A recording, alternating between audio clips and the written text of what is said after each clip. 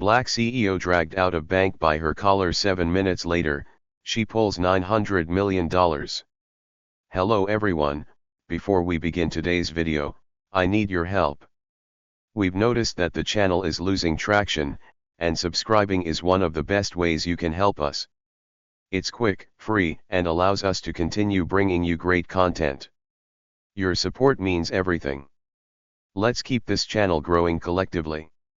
Where are you watching from? Drop your city or country in the comments below.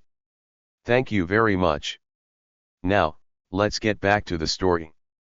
The words detonated across the bank's marble hall, loud enough to rattle the chandeliers and slice straight through the low hum of wealth. Head snapped up. Pens froze mid-signature. A few customers looked around, eager, the way people do when humiliation isn't happening to them. People like you don't belong in places like this, the man continued, his voice thick with entitlement. You think a nice dress makes you somebody. His hand was already there, fisted in the collar of her burnt orange dress, yanking her forward so abruptly her heels scraped against polished stone. The fabric pulled tight at her throat. Gasps rippled through the room, followed by something uglier, laughter. Not loud. Not brave. The kind that hid behind raised phones and averted eyes. She stumbled once, caught herself, and stood straight again. The bank was old money incarnate. Blue walls trimmed in gold. Oil portraits of men who'd never been told no. A long mahogany table dominated the center, ringed by leather chairs that smelled like permanence. This was a place built to remind people who held power and who didn't. A woman in a red dress stood a few steps away, lips curled in open disgust. She didn't intervene. She pointed. Pathetic, she said, tasting the word. Absolutely pathetic. Several people laughed again. Louder this time. Security guards moved in, stiff and practiced, already convinced they were doing the right thing. One of them reached for her arm. The other glanced at the man gripping her collar, then at the woman in red, and nodded. Consensus reached. Order restored. Before we continue, where are you watching from? Drop your city or country in the comments below. And if you believe in dignity and justice, hit like and subscribe. These stories spark change. And we're glad you're here.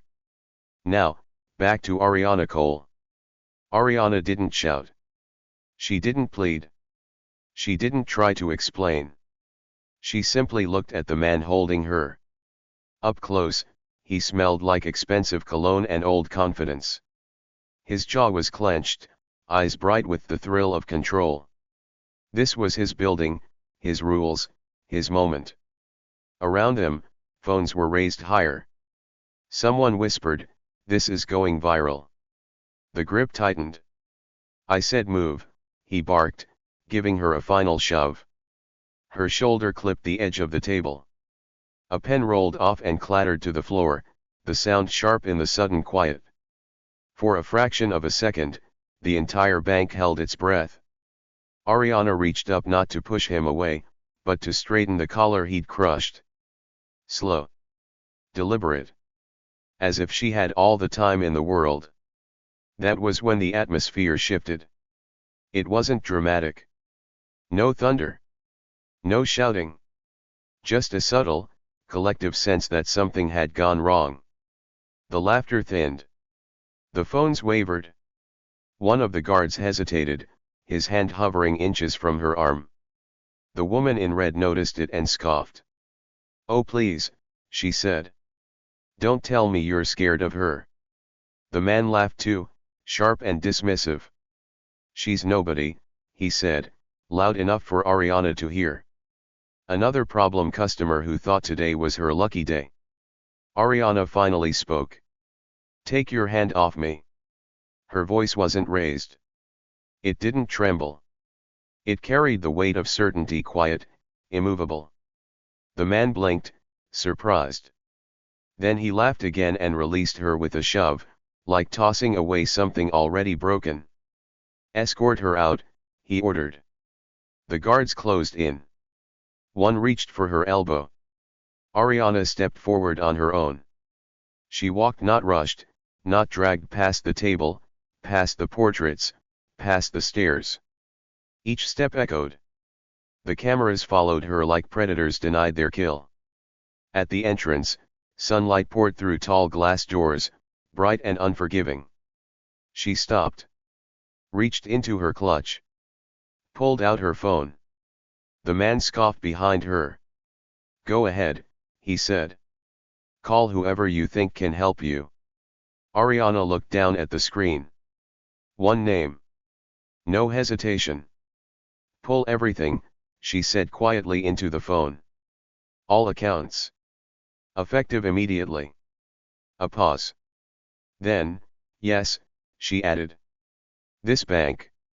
She ended the call and slipped the phone away as the guard stared, confused. Behind her, inside the marble hall, laughter was starting to return. They had no idea the countdown had already begun. The glass doors closed behind Ariana Cole with a muted thud. Inside the bank, something lingered in the air, thin, uncomfortable, unfinished. Laughter tried to return, but it sounded wrong now. Forced. Like a habit that had lost its timing. The man in the tailored suit adjusted his cuffs and scoffed. "Drama," he muttered, loud enough for the nearby desks to hear. "They always want to make a scene." The woman in red exhaled sharply and rolled her shoulders, as if shaking off a nuisance. "Honestly," she said, waving a dismissive hand. "I don't know why they let people like that walk in here in the first place." A few employees nodded. Someone laughed. Someone else went back to typing. But not everyone moved on. One of the guards, young, barely a year on the job, kept staring at the doors. He hadn't missed the way Ariana straightened her collar. Or the way she spoke into the phone. Calm. Certain. Not the voice of someone bluffing. At the main desk, a senior relationship manager frowned at her screen. "That's odd," she murmured. Her colleague glanced over. "What?" She refreshed the page. Then again. "One of our liquidity dashboards just froze." "Probably a system hiccup," he said, already turning back to his monitor. But across the floor, a low murmur began to ripple. A junior analyst stood halfway out of his chair, staring at an alert blinking red. Can someone come look at this?" The man who had grabbed Ariana's collar strode toward the center table, irritation written across his face. "What now?" The analyst swallowed. "Sir, we're seeing a withdrawal initiation." "Large scale?" "How large?" the woman in red asked, suddenly interested. The analyst hesitated. 900 million. Silence snapped shut. The man laughed once. "That's not funny." "I'm not joking," the analyst said. His fingers trembled as he rotated the screen. It came through the executive channel. Clean authorization. No flags. The woman in red leaned in, color draining from her face. "Who authorized it?" The analyst scrolled. Stopped. Looked up. Ariana Cole. The name landed without impact at first. Then it spread. A manager stiffened. Another employee looked up sharply. A few heads turned, eyes narrowing not in recognition, but in calculation. The man's smile faltered. "Who?" he demanded. At the far end of the floor, an older executive, gray-haired, quiet, observant, had gone very still. Slowly, he stood. "That can't be right," he said, voice low. "Run the compliance trail."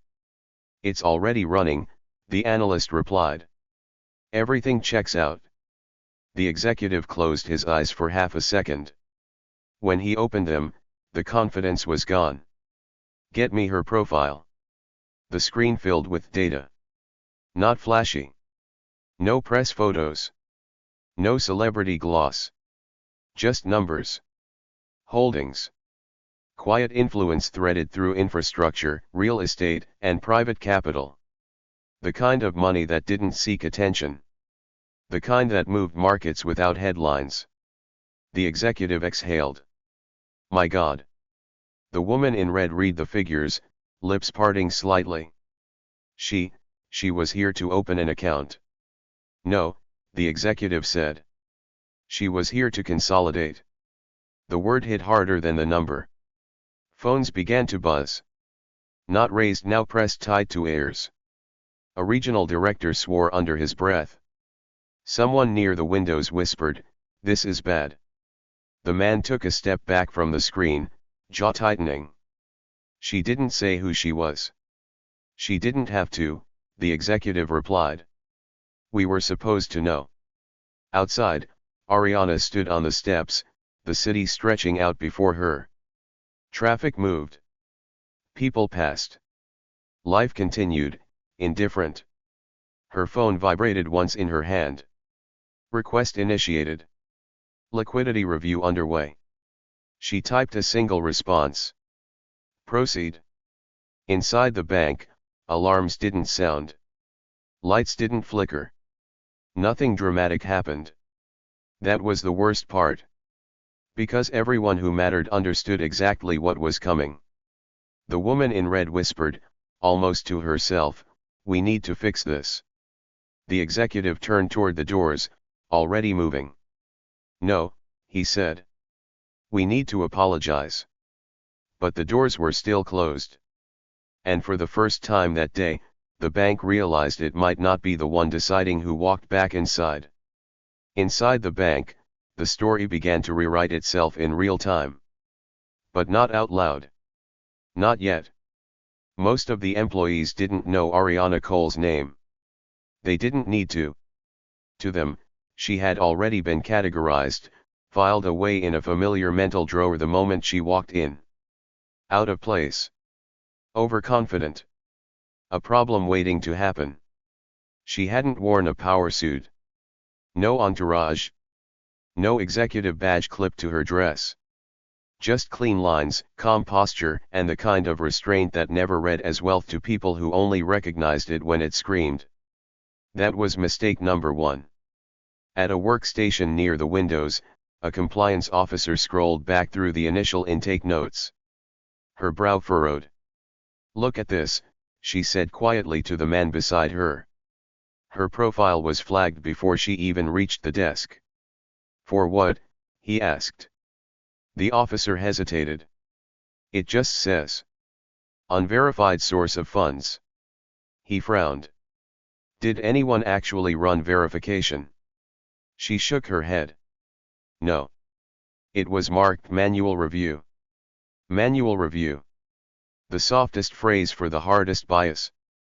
Across the floor, the man who had grabbed Ariana's collar paced in tight circles, anger bleeding into something else now, unease. "She didn't correct us," he snapped. "She let us throw her out." The older executive looked up sharply. "That's because she didn't come here to explain herself." The words landed heavier than intended. The man scoffed. "So what?" "She wanted to make a point." "No," the executive said. "She wanted to make a decision." The room grew quieter. Someone pulled up the camera footage from the lobby. The moment replayed silently on a monitor, Ariana standing still as voices rose around her. The hand on her collar. The phones lifting. Her face composed, distant, almost observational. "She doesn't look scared," a junior associate murmured. "No," the executive replied. "She looks finished. Finished being evaluated. Finished being patient." At another desk, a relationship manager whispered, "Why didn't she say who she was?" The compliance officer didn't look up. "Why didn't we ask?" That question didn't get answered. Because answering it would mean admitting the truth, that the bank had already decided who Ariana Cole was the second she stepped onto marble floors built for someone else. Outside, Ariana walked a half block before stopping beneath the shadow of a steel and glass tower. She leaned lightly against the railing, the city noise washing over her. She hadn't come to this bank angry. She had come prepared. Her phone vibrated again. Secondary exposure identified. 3 affiliated funds tied to the same institution.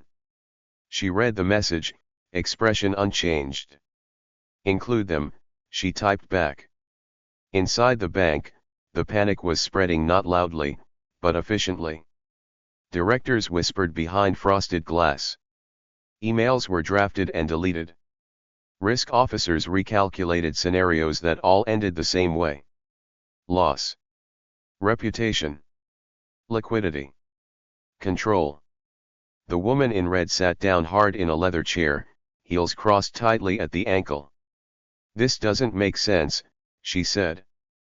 "People like her don't have that kind of reach." The executive turned to her slowly. "People like her," he repeated, carefully, "are exactly the ones who do." She opened her mouth to argue, then closed it again as another alert chimed. A new withdrawal request. Smaller than the first, but deliberate. The man stopped pacing. "Can we stop it?" The executive shook his head. "Not without her consent." Silence. For the first time since the doors had closed behind Ariana Cole, the bank understood something fundamental. They hadn't expelled a problem. They had dismissed authority. And outside, beneath the indifferent skyline, Ariana pushed away from the railing and began to walk. Not back toward the bank, but forward, already done with the version of the world that had just revealed itself to her. Ariana Cole had learned long ago that the loudest people in the room were rarely the most powerful. Power, real power, moved quietly. It didn't announce itself. It didn't demand recognition. It waited. It watched. And when it acted, it did so with precision. The bank had never asked who she was because, in their world, identity was visual. Loud. Predictable.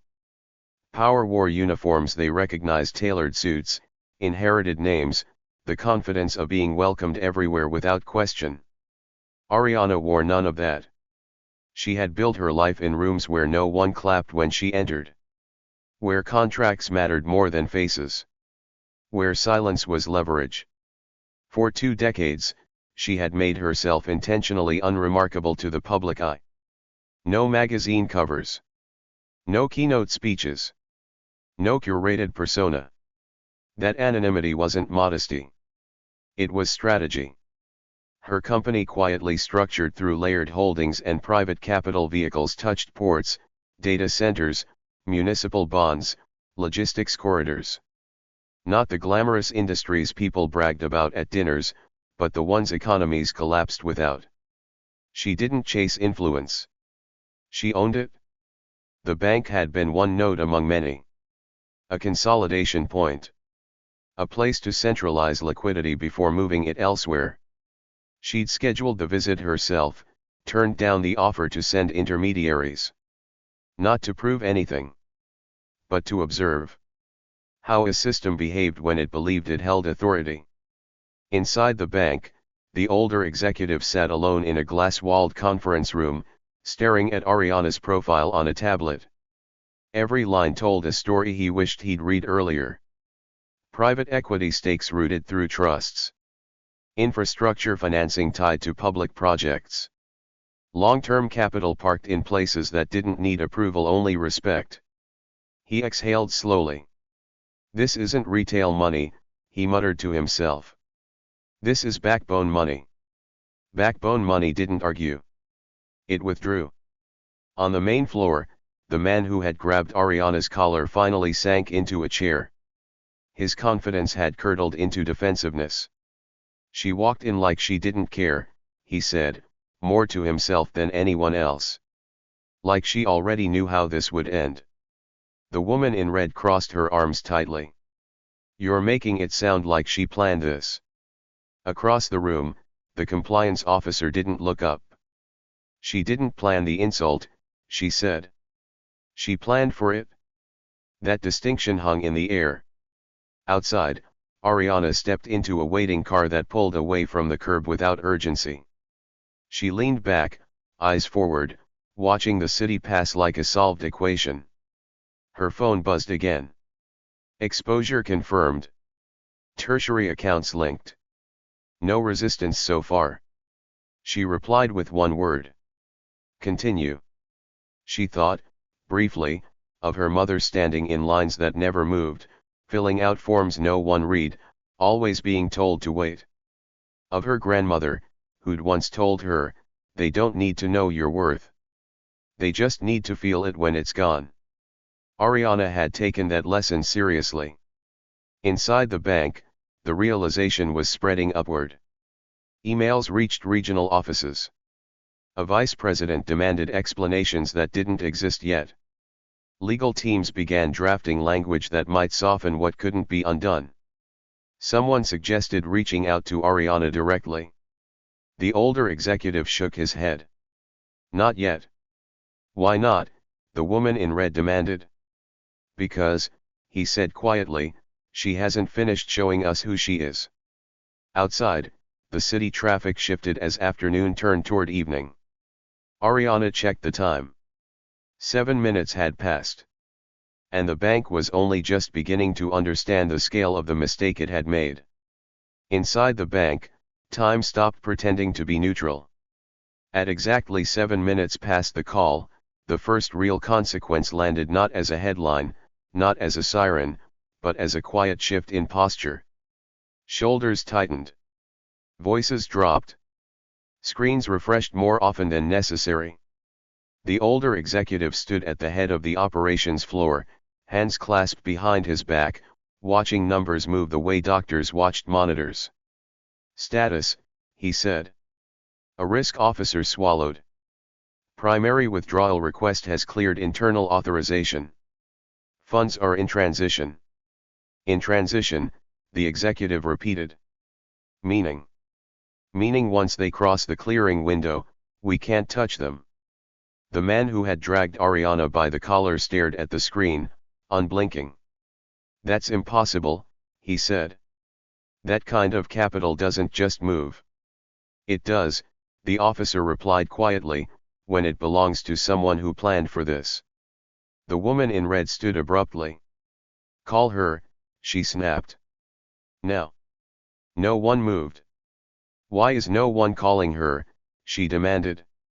The compliance officer finally looked up. Because she didn't leave in anger, she said. She left in control. That difference mattered. Phones rang anyway. Not hers. Everyone else's. A regional director wanted answers. A partner bank requested clarification. Legal sent a message flagged urgent. Each notification stacked on the next, a digital avalanche triggered by one decision made calmly at a glass door. At 6 minutes and 40 seconds, another alert chimed. Secondary fund exposure complete, the analyst said, voice tight. They're pulling too. How many? The man asked. The analyst checked. 3. The man exhaled sharply. Stop saying that like it's normal. The analyst didn't look up. It is when confidence collapses. Across the floor, the older executive closed his eyes briefly. This wasn't a tantrum. This wasn't revenge. This was strategy unfolding on schedule. Outside, Ariana's car merged into traffic. She watched reflections slide across tinted glass buildings, faces, movement, none of it demanding her attention. Her phone buzzed again. Liquidity transfer confirmed. Phase 1 complete. She typed back as the car slowed at a light. Proceed to Phase 2. Inside the bank, panic finally breached the surface. A junior manager raised his voice without realizing it. If this continues, we'll breach our internal buffers. The older executive nodded. I know. The woman in red paced. This is insane. All because of one incident. No, he corrected. Because of one truth. She stopped. What truth? That we misjudged power, he said. And punished ourselves for it. At 7 minutes exactly, the system refreshed again. A line item disappeared. Not zeroed out. Gone. The room went silent. The analyst looked up slowly. Funds have exited the institution. No one spoke. The man sank into his chair as if gravity had finally remembered him. She really did it, he whispered. The compliance officer didn't respond. She was already drafting the internal report that would never be made public. Across town, Ariana checked the time once more. 7 minutes had been enough. She hadn't smiled. There was no satisfaction in it. Just confirmation. Confirmation that the world still worked the way she understood it, quietly, predictably, and without apology. The car turned onto a different street, pulling away from the bank's district entirely. Behind her, inside marble walls that suddenly felt fragile, executives scrambled to regain control of a situation that had already moved beyond them. The damage wasn't finished. But the lesson had been delivered. The bank didn't collapse loudly. It weakened. Like something massive realizing, too late, that its foundation had been hollowed out. On the operations floor, voices dropped into clipped urgency. Monitors refreshed in rapid succession. Risk models recalculated themselves into darker colors. Red crept across screens like a slow infection. Liquidity ratios are shifting, a senior analyst said. Not critical yet but trending fast. How fast? The older executive asked. The analyst hesitated. Fast enough that other institutions will notice. That was the real danger. Banks didn't fail when money left. They failed when confidence followed. A phone rang at the far end of the floor. Then another. And another. Not alarms, questions. Quiet ones. From partners who were suddenly nervous. The woman in red stood frozen beside the conference table, staring at a projection she no longer understood. This is still reversible, she said, as much a plea as a statement. We just need to reassure people. The executive didn't look at her. Reassurance requires credibility, he replied. We spent that. The man who had dragged Ariana by the collar wiped his palms against his trousers. She can't possibly mean to take it all, he said. No one burns bridges like this. The compliance officer finally looked up. She didn't burn a bridge, she said. She crossed it. And then she removed the supports. Another alert chimed. A junior associate read it aloud, voice tight. One of our long-term municipal partners just paused their line of credit. Pending review. Why? The man demanded. The associate swallowed. Because they saw the movement. Silence. That was how it spread. Not through announcements, but through observation. Capital had a way of sensing motion and responding to it. No explanation required. In a glass-walled office above the floor, a legal team convened hastily. Language was debated. Apologies were drafted. None of it felt sufficient. Downstairs, the older executive watched the room with the clarity of someone who knew exactly when a turning point had passed. This isn't a negotiation, he said quietly. This is an extraction. Across the city, Ariana's car slowed at a red light. She glanced at her phone, not anxious, not eager. Simply attentive. Phase 2 initiated. External exposure increasing. She typed back without pause. Expected. She had anticipated this moment years ago, long before this bank, before this building, before the insult. Systems always revealed themselves under pressure. She had only needed to apply it. Inside the bank, the woman in red finally lost her composure. We can't let this define us, she snapped. We'll recover. The executive turned to her slowly. Recovery takes time, he said. Trust takes longer. Another phone rang. This time, no one rushed to answer it. At the main entrance, security guards stood stiffly, glancing at the doors as if expecting them to open again. As if expecting Ariana Cole to return and make everything stop. She didn't. The bleeding continued controlled, methodical, irreversible. And the bank, for the first time in decades, understood the difference between authority and ownership. One could be challenged. The other simply left. The realization didn't arrive all at once. It arrived in fragments. A paused credit line here. A delayed confirmation there. A partner's tone shifting from casual to careful. Inside the bank, the illusion of control finally shattered. "This isn't slowing down," a senior analyst said, voice stripped of optimism. "External institutions are reacting." The older executive didn't ask how many. He already knew. "How long before it becomes public?" he asked. The analyst glanced at his screen. "Minutes. Maybe less." The woman in red pressed her fingers to her temples. "This can't be happening over a misunderstanding." The executive turned to her, eyes steady. "It isn't happening because of a misunderstanding," he said. "It's happening because of certainty." The man who had dragged Ariana by the collar stood motionless near the table, staring at nothing. His authority, once effortless, now felt theatrical, like a costume worn too long. "She didn't threaten us," he said quietly. "She didn't warn us." "No," the executive replied. "She concluded us." A phone buzzed on the table. Then another. This time, no one hesitated. The executive answered. "Yes," he said. Paused. His expression tightened. "I understand." He ended the call and looked around the room. "That was compliance at the regional level," he said. "They're initiating an internal review." Unofficially. The word landed like a verdict. Unofficial reviews became official quickly. And official ones rarely ended well. Across the floor, the compliance officer closed her laptop. "They pulled the footage," she said. "Lobby cameras. Floor audio. Everything." The woman in red looked up sharply. "Why?" "Because when capital moves like this," the officer said, "people want to know why." Silence stretched. The man swallowed.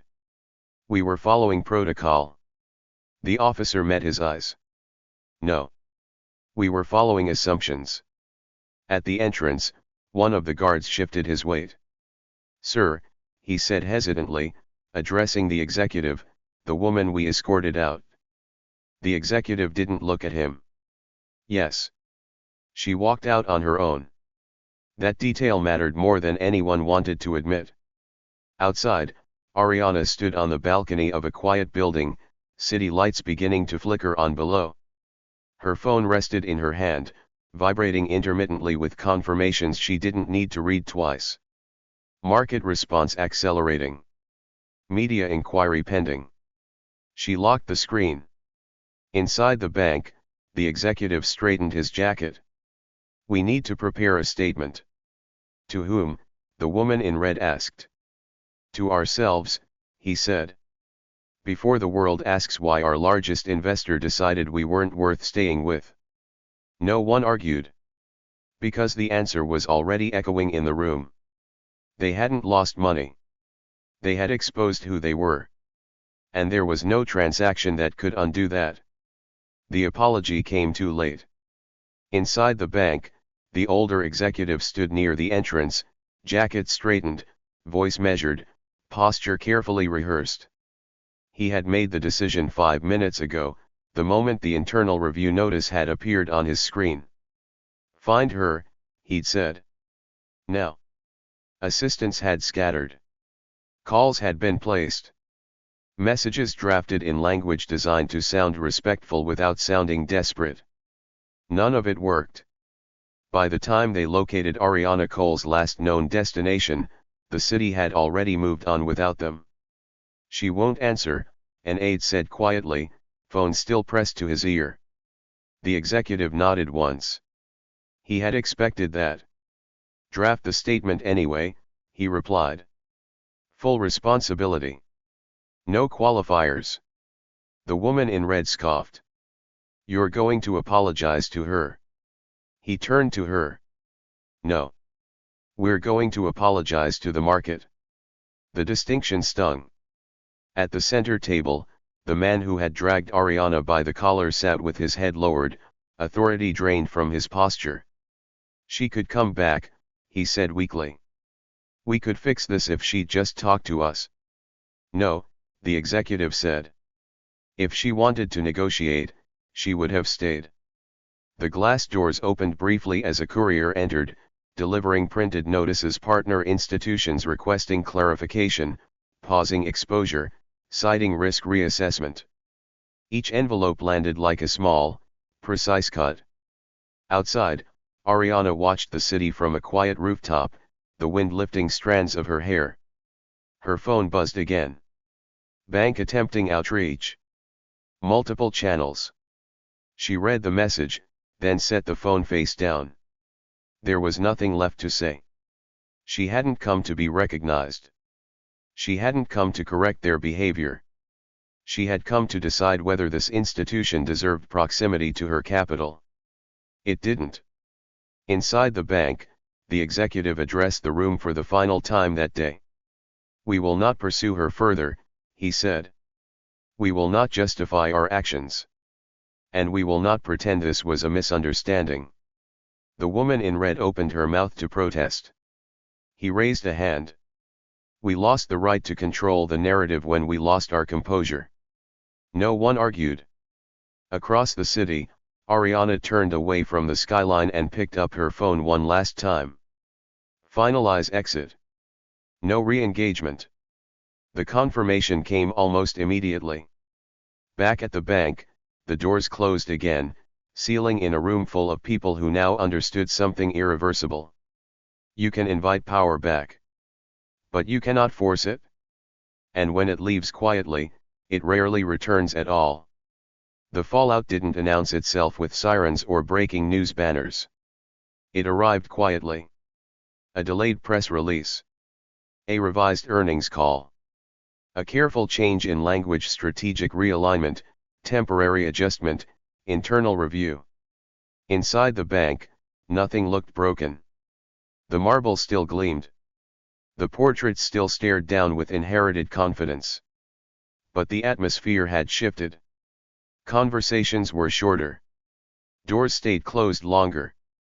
People measured their words now, aware that something permanent had occurred. The older executive submitted his resignation 3 weeks later. No statement. No farewell email. Just a quiet exit that mirrored the capital he'd watched leave. The man who had dragged Ariana by the collar was placed on leave before the internal review concluded. He would never hold authority in a room like that again. Not because of what he'd done, but because of who he'd done it to. The woman in red transferred departments. Then firms. Then cities. Her name stopped appearing on invitations that once arrived automatically. No one said Ariana Cole's name aloud during those meetings. They didn't need to. Across the city, life continued. Markets adjusted. Capital found new homes. Ariana didn't give interviews. She didn't issue statements. She didn't celebrate.